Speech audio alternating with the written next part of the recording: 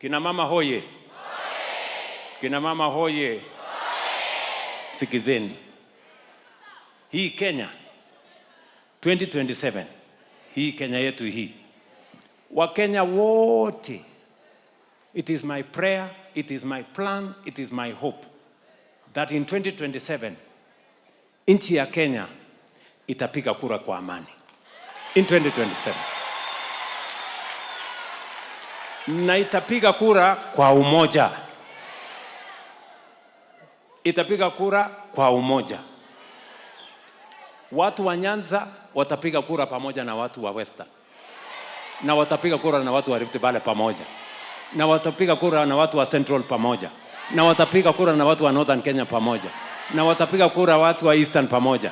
Na watapiga kura na watu wa Coast pamoja. Sisi wote tutapiga kura pamoja kufukuza ukabila kabisa na kuondoa chuki katika taifa letu. I am confident and I believe in it that the 2027 vote will be a vote to unify the country of Kenya na kuondoa kasumba na kisirani ya siasa chafu ya ukabila na chuki. Sote tutatembea pamoja. Nyinyi mnanielewa? That is my hope and prayer, and I am working hard towards it to make sure. Tunaelewana? Si mnaona leo hapa tukiwa hapa,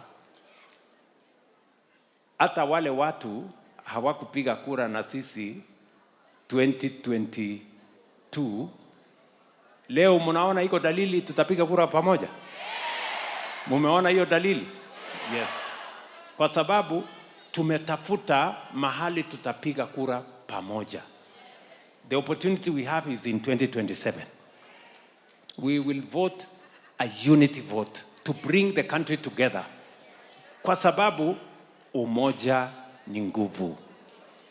Once we are united, we will take this country to the next level. Kina mama hoye. Maendeleo ya wanawake hoye.